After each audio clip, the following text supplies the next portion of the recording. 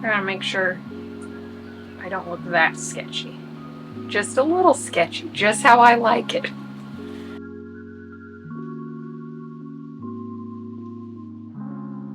Okay, so I'm just going to be answering some questions that y'all would have submitted on either the post I made asking for questions on Instagram, Facebook, and YouTube.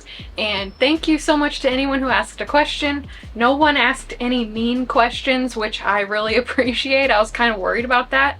And people actually did ask me questions, which I was also kind of worried about. I did this last year, about a year ago. So I'll link that one if you for some reason want to watch that too. So most of these questions are plant related and like plant business related. So there's a couple of personal questions, not like personal, but yeah, so we'll just get going and I'll show you. And I'm going to be potting up these propagations right here, and I took these in, most of these I took in an earlier video. So they've actually rooted fairly quickly, and I wrote down all my questions because that's easier than looking at a phone for me. I'm not even 30, but I'm basically like 75. So what do I want to repot first? Okay, I'm gonna repot these little painted ladies.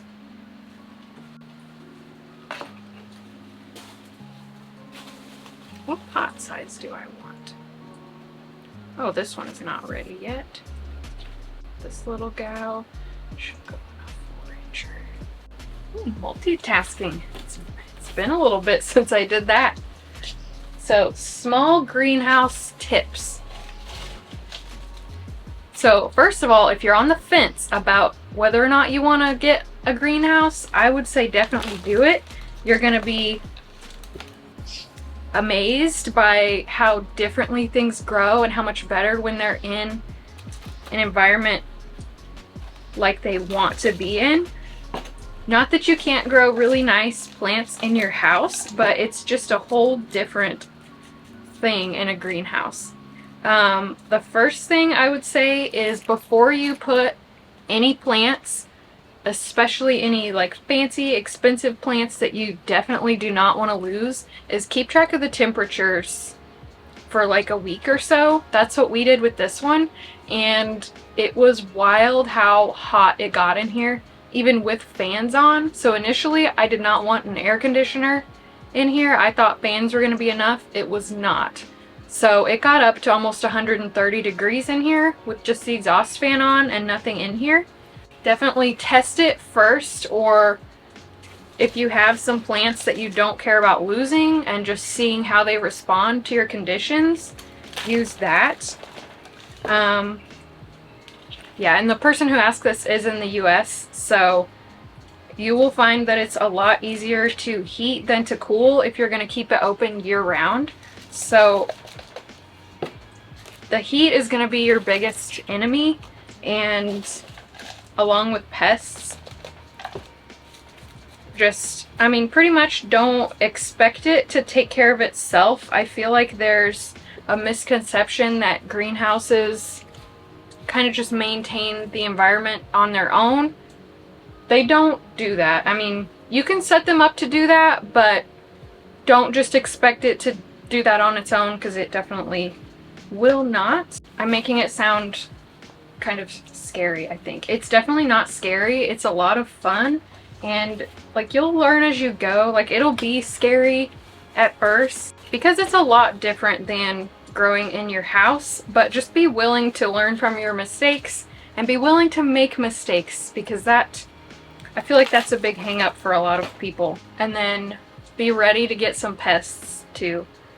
They love greenhouse environments. But yeah, my biggest advice would be just to go for it. It'll be a lot of fun.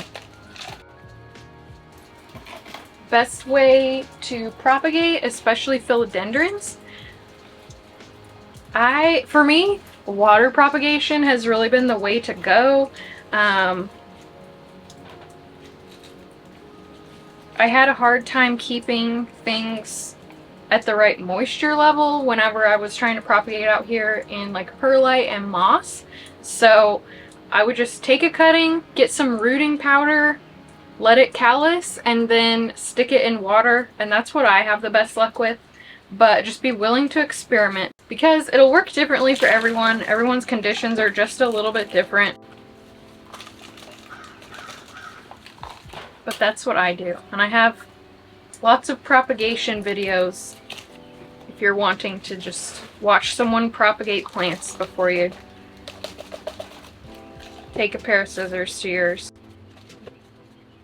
Okay, what methods or sources do you use to determine which plants to bring into your shop that will be fairly quick and easy to propagate and turn around?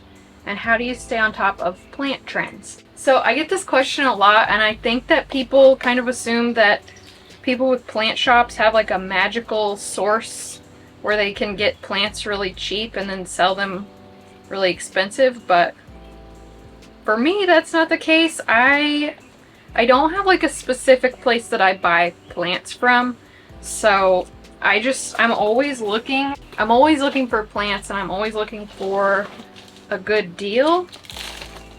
But I also try to stay away from plants that I know a lot of places already sell. I don't buy any wholesale plants. All of mine are propagated from my mother plants. So I usually try to get like a bigger plant that looks like I could take some cuttings from it.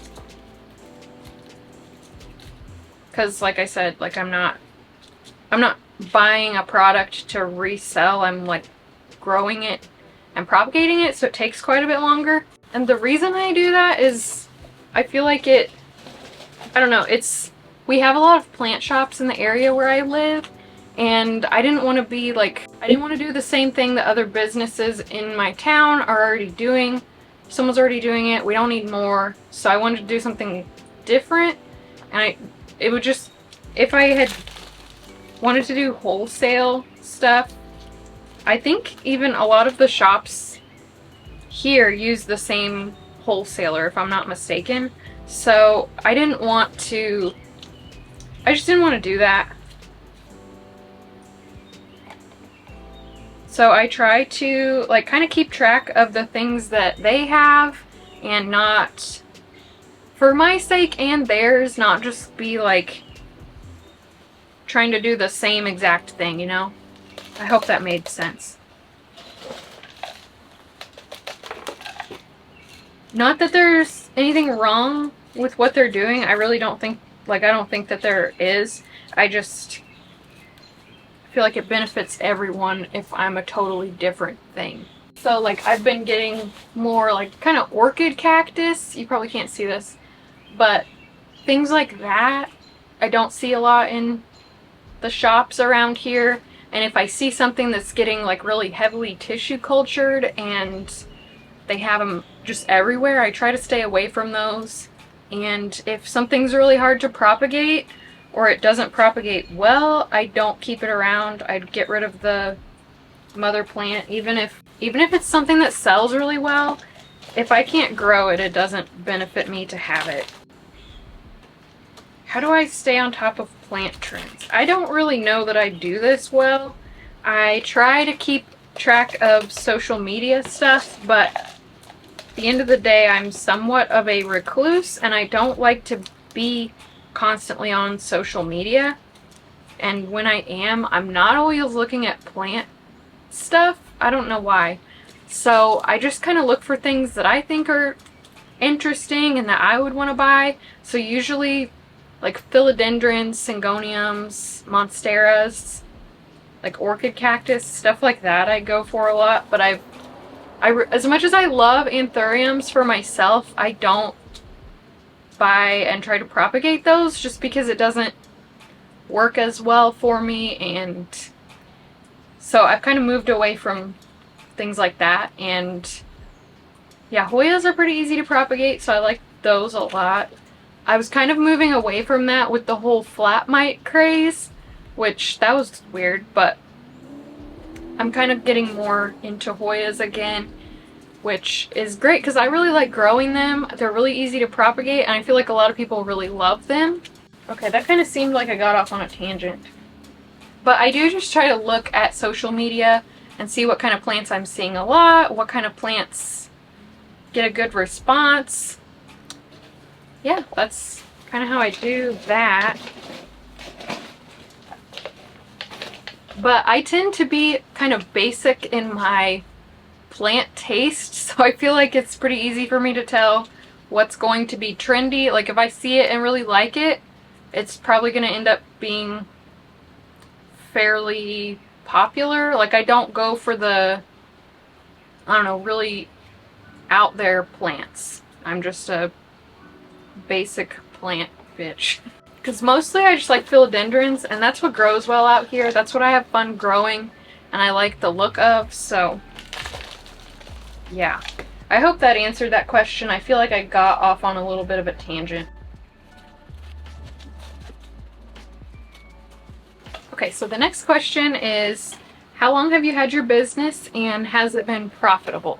So I got the idea to start this business in the summer of 2020, and I just kind of started from there, and I would sell stuff like on Marketplace and just kind of start building up more of a collection that I could propagate from. I didn't like register it until later, almost the end of that year, and then I didn't start, and then we put up the greenhouse. We started putting it up in like February 2021. It was up and functioning by July 2021, and then I opened my Etsy shop at the end of September 2021, and it has been profitable. I've put almost everything back into the business, so I don't like write myself a check or anything. I'm just, for as long as I can, that's what I'm gonna be doing. I'm not gonna give like numbers or anything. I know some people are comfortable doing that. I'm not. I just think money and finances are so relative. Like where you are, who you are, what you need, it's all gonna be so different. So I could give a number and people be like, oh, that's a lot, or oh, that's almost nothing. But yeah, I would say yes.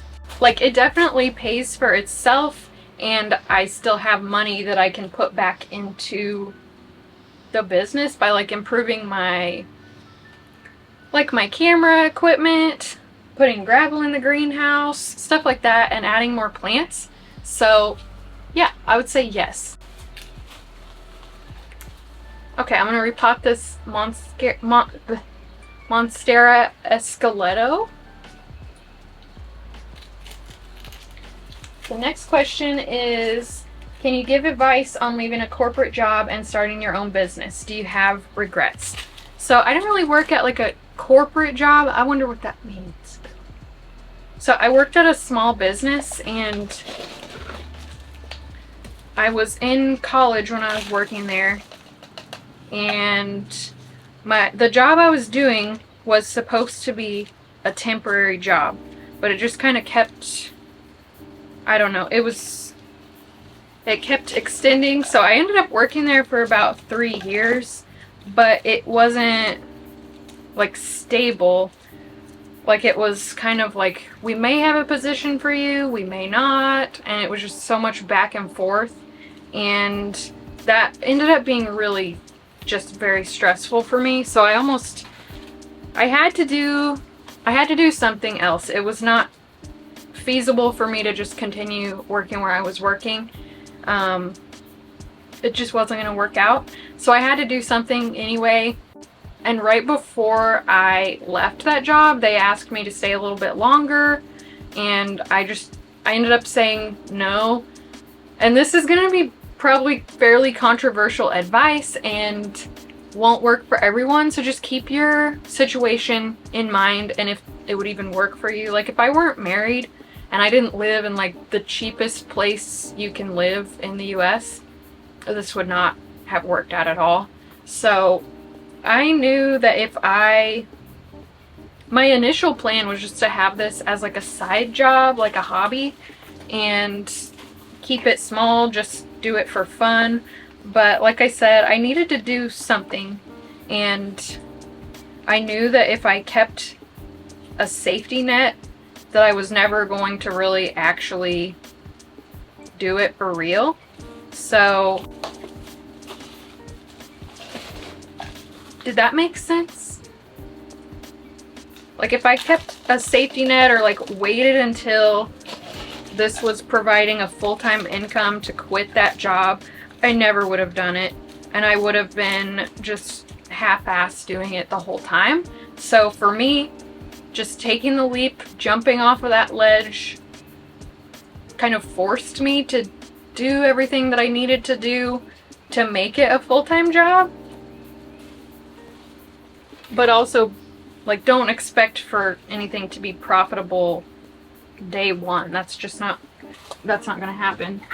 So if you're someone who like needs a lot of safety, maybe don't do that, but I'm not that person. I like to take a really big risk now and again. And my only regrets would be not doing it sooner, and just the amount of time that I tried to keep it small to take the safe route. Luckily my husband is like, he was very supportive, and he wouldn't let me just take the safe route, because he knows that I wouldn't really do it if there's something to fall back on. But it's definitely paid off. But I mean, it didn't just happen overnight. I didn't just get the idea to start a business and then suddenly quit my job and starting it then. Like, I had been doing this for like a year and a half before I actually got around to a place where I could quit my job.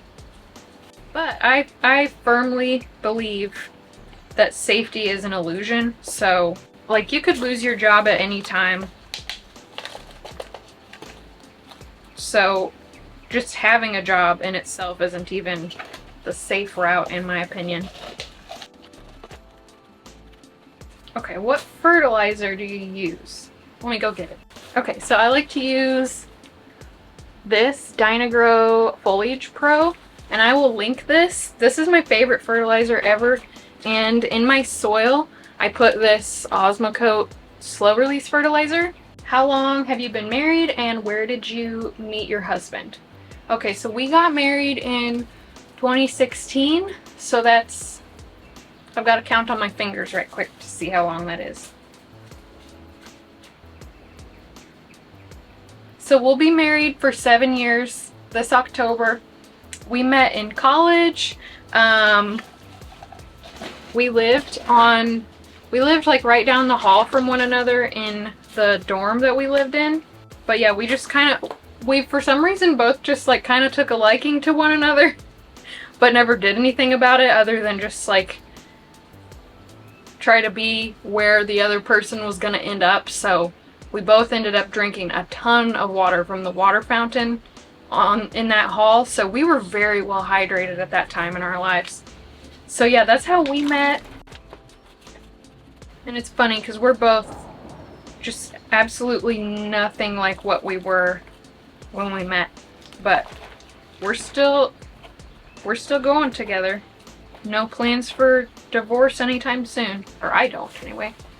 Okay, what soil mix do you use, and do you change the mix for different plants? So I use Fox Farm Ocean Forest soil, and I use about probably half of it, and then I add perlite and either cocoa chips or orchid bark and slow release fertilizer. And I don't actually, any of my plants that I have out here need pretty similar things. So, but that is definitely by design. I don't want to have a whole bunch of different things with really different care out here. I want it to all be pretty similar. The only thing I would say I have changed is I've started adding more soil as opposed to the amendments, just because they're harder to keep watered out here, and I find that they just don't do great and just a bunch of bark. And they just dry out really quickly and they don't get enough nutrients. And that's my experience. I know a lot of people really love the very chunky soil with almost no soil. I'm not one of those people. What do you use as preventative pest and disease control in the greenhouse versus in your house? So I use a lot of neem oil. So I talk about this constantly, but the neem oil, dish soap, and rubbing alcohol, I use a lot of that. And then I also use, I've been talking about this quite a bit lately too, the green cleaner, and then SNS 209. And then in the house, I use like systemic granules. But out here, especially, I kind of have to switch up the pest control from time to time. And that's because the pests will develop a tolerance to stuff. So I've switched from using neem oil recently to using the green cleaner. And they're pretty similar. Like, I'm seeing similar results. But I'm just going to keep switching between those two. I've tried a few other things. Nothing I really liked a whole lot. But I do try not to use anything too terribly scary, especially not in the house. Just because I'm paranoid about that kind of thing. And also, if I'm not supposed to be around it, I feel like I probably shouldn't be just like spraying it into the air and sending it down the drain and stuff. So yeah, those are the two things I use. But the best thing I have found for pest control is just like keeping an eye on the plants, like being out here a lot so I can see if something is wrong, so I can isolate it and treat it before it gets out of hand. So like that's one of the biggest reasons I don't have a lot of automation in my house or out here, just because I need to be able to see what's going on out here. And sure, I could do that, but this forces me to. So I feel like that's the most helpful thing you can do in preventing plant pests. Okay. Also, keeping your plants clean helps prevent pests a whole lot. And out here, especially, it's an ideal environment for the plants and the pests. So they're really hard to keep out.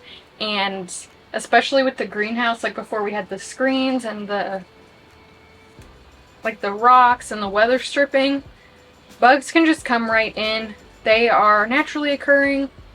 It's not like I brought a plant with pests in. The pests are out there. They will find what they're looking for. So that was really putting out the gravel and just keeping weeds and stuff out of the greenhouse helps a lot with pests, and keeping everything clean and just keeping on top of it so you know as soon as there's a problem, not when it gets out of hand. Coffee or tea is the next question. That's a tough one.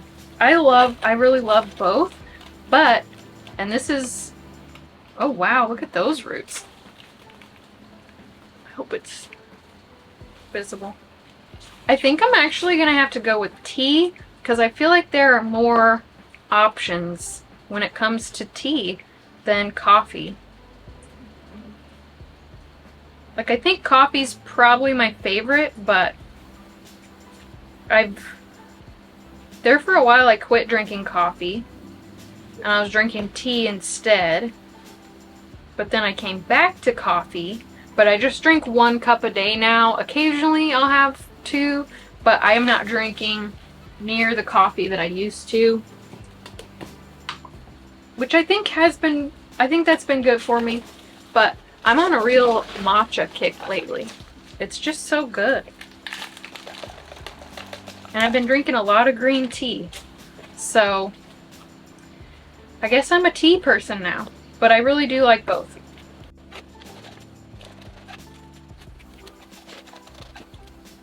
Okay, so the next one is, how did you train your dogs to leave your plants alone? And do you keep safer ones in the house for them? So I never really had to do that. My dogs are not terribly interested in my plants, May was at first, like the first time she came into the greenhouse, she was just like biting. Well, there for a while when she was a puppy, she would just like, she wanted to have everything to chew on. So she kind of did, and she got into a few plants. She never like ate anything though. So I've not really had to train them. They're just not terribly interested in my plants. Bernadette did one time chew up a strand of my Cebu Blue pothos. But other than that, they are really just not interested. I feel like maybe that probably just depends on the dog, so I can't really give advice for that because I haven't really had to do that. I think people have more issues with cats getting into pests. Not pests. Plants. I can't believe I forgot the word for plants. Okay, so the next one. Do you think your younger self would be surprised with what you are doing now? I think it depends on how much younger. Like when I was a kid, like probably 9 or 10, I loved gardening with my mom and being outside and stuff. But when I was in high school, I was like big into makeup and stuff, and I just would not even entertain touching dirt at all. So yeah, it depends on the age. Like when I was a kid, my 9 or 10-year-old self would not be surprised at all. My high school self would have been horrified.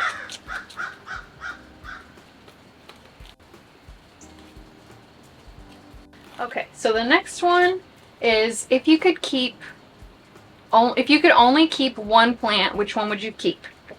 So I think you can actually see it. That is this Jose Buono right here. That's the plant I would keep. I didn't even have to think about that. Well, I already did when I transferred the questions from my phone to my notebook. But yeah, that's a real quick answer. That's Jose right there. It's my pride and joy. Definitely my all-time favorite plant. I probably should say like some kind of sentimental plant to me. But no. Nope, it's Jose every time. Were your friends and family supportive when you wanted to start your business?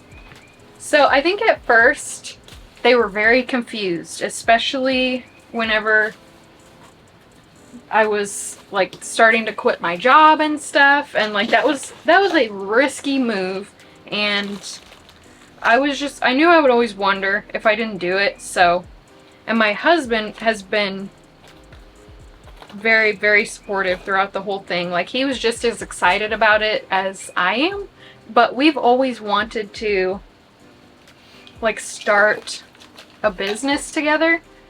That's just like, even when we first met, we just would always talk about stuff like that.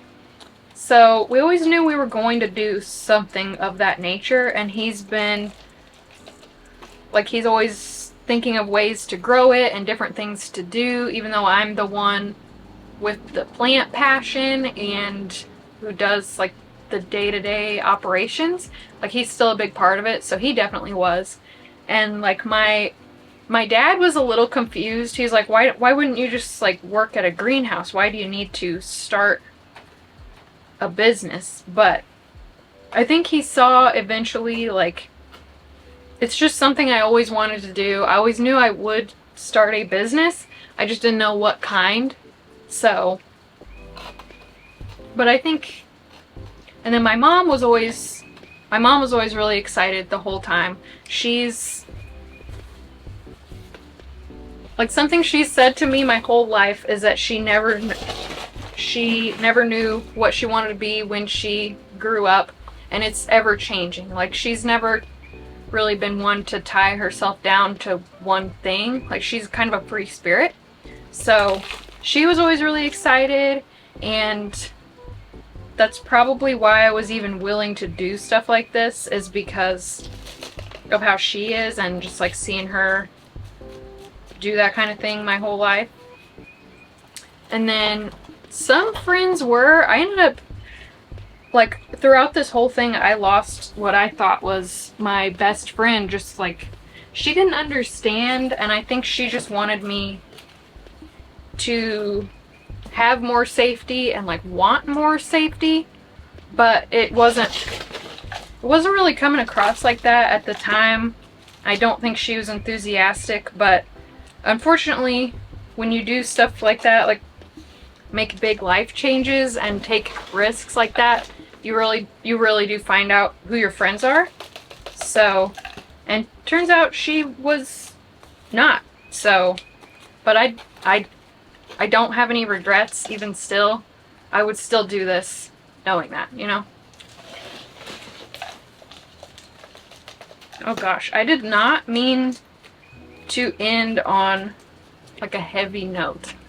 It's not. Like, that kind of thing happens all the time. We just don't really talk about it, I don't think. But, so yeah, the answer to that is yes and no. Even if people had been more or less supportive, I think I would have done it anyway. Except for Samuel. Like, if he weren't supportive, I probably would not have done anything like this. Like, because my initial plan was just to keep doing it inside my house with my little wire shelf, just kind of keeping it way smaller. But he was the one who's like, let's put up a greenhouse. So I was like, yeah, let's put up a little 10 by 10 greenhouse. He's like, no, let's make it a 14 by 24. What's the biggest we can put out here? So he's always been just very supportive with all of this. So I'm very grateful that he has been. It's made it a lot. And just the whole time, like when it was scary and I was like, should I stop doing this? Should I just go to town and get a job?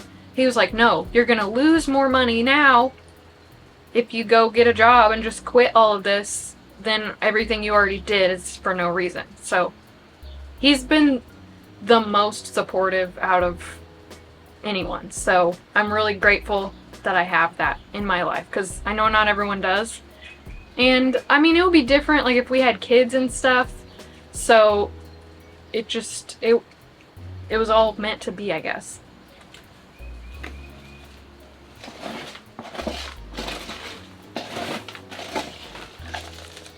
And I don't know how the way I said that sounded. I hope it kind of almost sounded like I said my dad was not supportive. Like, he definitely is. And he makes sure to tell me that he is proud of me regularly for doing all this. And yeah, he's very supportive. I think he was just kind of confused at first, because there's definitely an easier way to be around plants every day.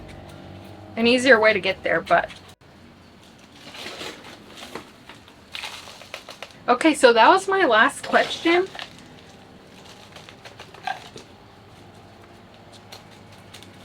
Thank you so much to everyone who asked a question.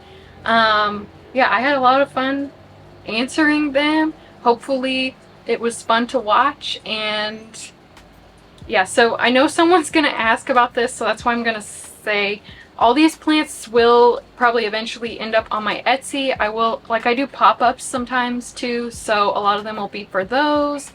But yeah, that is what all these are for. I just don't have any dates. I watched each individual plant to make sure that it's ready to be sold. Like, I don't have like blocks of plants that'll be hopefully ready by a certain date, if that makes sense. So they'll be ready when they're ready. I don't know when, but eventually. So yeah, that's gonna be it for this video. Thank you so much for watching. Hopefully you enjoyed it. Thank you for asking me questions, and nice questions, and I will see you again soon.